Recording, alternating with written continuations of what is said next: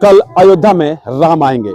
कहा जाता था कि जब 14 वर्ष के वनवास में राम जी थे और अयोध्या जब पहुंचे थे तो दिवाली जैसा माहौल था, और ऐसा अब माना जा रहा है कि कल 22 जनवरी को जो शुभ मुहूर्त है, उसी शुभ मुहूर्त में रामलला के प्राण प्रतिष्ठा का आयोजन किया जाएगा। लगातार राम मंदिर निर्माण हो चुके हैं, उसमें राम जी के प्राण प्रतिष्ठा की जाएगी। देश के प्रधानमंत्री नरेंद्र मोदी भी शामिल रहेंगे, तमाम हस्तियां मौजूद रहेंगी। और इसको लेकर जिस तरीके से राममय की बात की जाए तो अयोध्या ही नहीं बल्कि पूरा उत्तर प्रदेश ही नहीं बल्कि पूरा देश जो है इस समय राममय हो चुका है। अगर हम बात करें गाजीपुर को लाहौरी काशी के नाम से भी जाना जाता है, और यहाँ भी राममय की पूरी स्थिति आप तस्वीरों में भी देख सकते हैं। और जिस तरीके से माहौल बना है कि 14 वर्ष नहीं बल्कि 550 साल बाद जो है राम खुद अपने अयोध्या में आ रहे हैं, और इसको लोग जो है दीपावली जिस तरीके से दीपावली मनाते हैं उस तरीके से उत्सव मनाया जाए। 550 साल बाद राम जो है अपने घर पहुंच रहे हैं। इस उत्साह के साथ यहाँ तमाम तैयारियां चल रही हैं।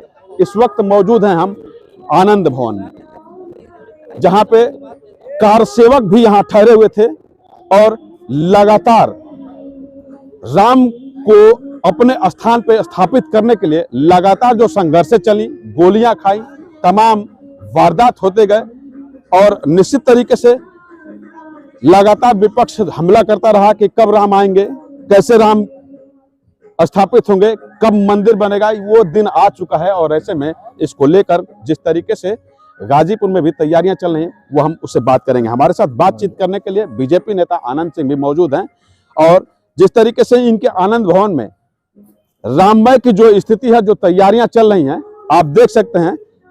ये वही आनंद भवन है जिसमें कार सेवक भी ठहरे हुए थे, और जिस तरीके से वो नजारे थे उस दौरान गोलियां कार सेवकों पर चली हुई थी, और जिस तरीके से राम का भव्य अब स्वागत करने की तैयारी की जाए। हमारे साथ बातचीत करने का आनंद है। आनंद जी, जिस तरीके से कहा जाता है कि आनंद भवन में, या आनंद भवन ही नहीं बल्कि पूरा लाहौरी काशी जो है राममय हो चुका है, और ऐसे में देखा जाए तो आनंद भवन में जिस तरीके से भव्यता तैयारी की जा रही है, राम अपने स्थान पे 550 साल बाद जो है वहां पर स्थापित होंगे। प्रधानमंत्री और देश के तमाम दिग्गज नेता और ऋषि मुनि सभी लोग वहां पहुंच रहे हैं, तो इसको लेकर किस तरह की तैयारियां गाजीपुर में है और क्या बताएंगे? देखिए, पूरा हिंदुस्तान राममय हो गया।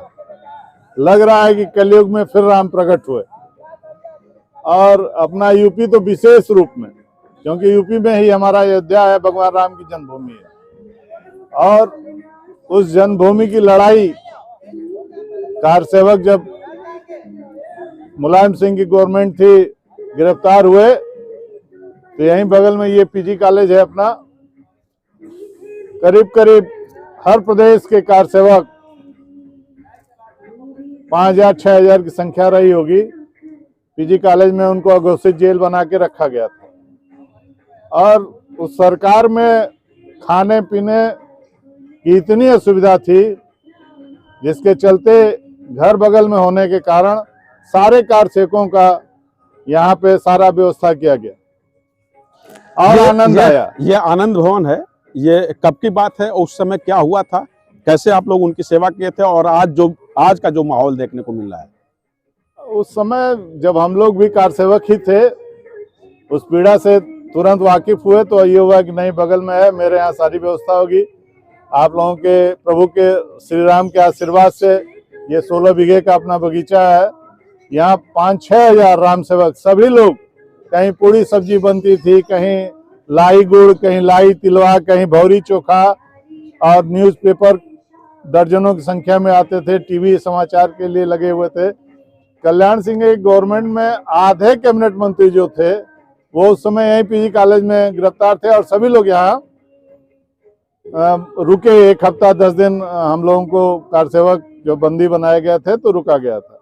उसके बाद भाजपा की सरकार आई, कल्याण सिंह जी मुख्यमंत्री बने, तो गाजीपुर आए तो सर्वप्रथम आनंद भवन पे आए और कहे कि आनंद भवन ही नहीं कहा जाएगा इसको, अब इसको चूंकि ये कार सेवकों का सेवा स्थल रहा है, इसलिए इसका नाम आज से सेवा स्थल रखा जाए और पुकारा जाए।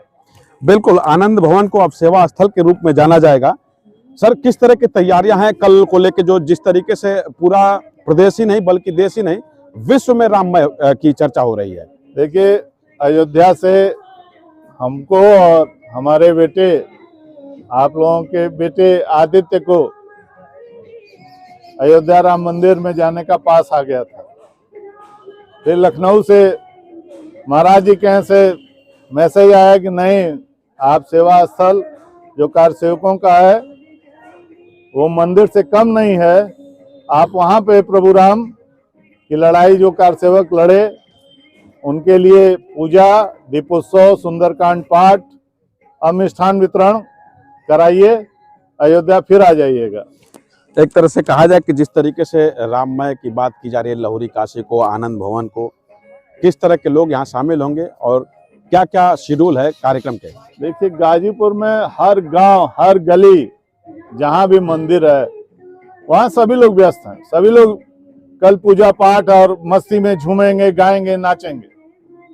वैसे ही कार्य यहाँ सेवा स्थल पे सुबह 8 बजे से शुरू हो जाएगा और सभी लोग अपनी व्यस्तता समय कार्य में से समय निकाल के, मुझे विश्वास है कि क्योंकि सबके सहयोग से ये सेवा स्थल पे जो हमारे शहीद हुए कार सेवक उनको भी नमन किया जाएगा और सभी लोग यहाँ पे आएंगे और एक भव्य, दिव्य और नव्य तरीके से झूमते हुए राम आएंगे मनाया जाएगा।